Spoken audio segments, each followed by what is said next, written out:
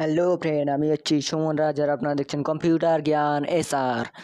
তো আপনারা যারা যারা আমার চ্যানেলে নতুন তারা আমার চ্যানেলটিকে সাবস্ক্রাইব করবেন, পাশে থাকা বেল আইকনটি প্রেস করে অল করে দেবেন এবং ভিডিওটা যদি ভালো লাগে তা ভিডিওটাকে লাইক করে দেবেন, কমেন্ট করবেন এবং শেয়ার করবেন অন্যদের কাছে। তো আজকে আমি যেই ট্রিকটা দেখাবো সেটা হচ্ছে নোটপ্যাডের সাহায্যে অটো রিফ্রেশ কিভাবে হবে, auto refresh bad virus file কিভাবে তৈরি করব।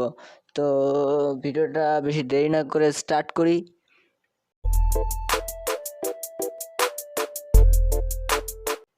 তো ব্যাড ফাইল বানানোর জন্য নোটপ্যাড ওপেন করতে হবে আপনাকে। আপনার যদি নোটপ্যাড না থাকে তাহলে আপনি স্টার মেনুতে এসে এখানে নোটপ্যাড সার্চ করবেন, এনওটি লিখলেই আপনার নোটপ্যাড সামনে এসে পড়বে। তো আমি ওপেন করেছি। তো এখানে আপনাকে কিছু কমান্ড দিতে হবে। তো প্রথমে আমি কি লিখবো, এখানে @ চিহ্নটা দেব, তারপর একটু স্পেস দিয়ে ইকো লিখবো, ECHO ইকো লিখে একটু স্পেস দিয়ে OFF অফ লিখবো। তো অফ লেখার পর কি করব, এন্টার ক্লিক করে নিচে আসবো। এন্টার ক্লিক করে নিচে আসার পর এখানে লিখবো, এই চিহ্নটা দিয়ে। তো লেখার পর এন্টার দিয়ে আবার নিচে আসবো। এই জায়গা হলো মেন কমান্ড। এখানে হচ্ছে লিখবো, TREE।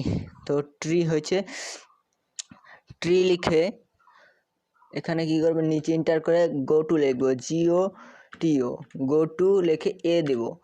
তো আমাদের কমান্ড শেষ হয়ে গেছে। তো এটাকে কি করব, এবার এটাকে সেভ করব। তো সেভ করার জন্য ফাইলে যাব, সেভে ক্লিক করব। তো এই জায়গায় আমি লিখছি, লিখে .bat ফাইল, এই ব্যাট লিখতে হবে আমাকে, .bat। দেখুন এখানে .bat লিখে সেভ করবেন। তো সেভ হয়ে গেছে আমার।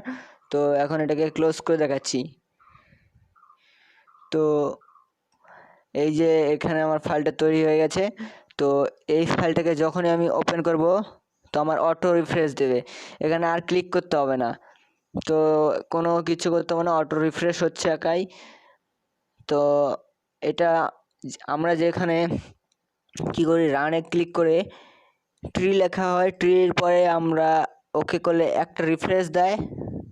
তো এখানে আমরা ক্লিক করব একবার, তো রিফ্রেশ দিতেই থাকবে, যতক্ষণ আপনারা কেটে না দিবেন ততক্ষণ রিফ্রেশ করতেই থাকবে। তো ভিডিওটা যদি ভালো লাগে তো ভিডিওটাকে লাইক করে দেবেন, চ্যানেলটাকে সাবস্ক্রাইব করে দেবেন এরকম ভিডিও পরবর্তীতে দেখার জন্য, আর বেল বাটনটিকে প্রেস করে দেবেন যাতে নোটিফিকেশনটা আপনার কাছে দ্রুত আগে চলে যায়।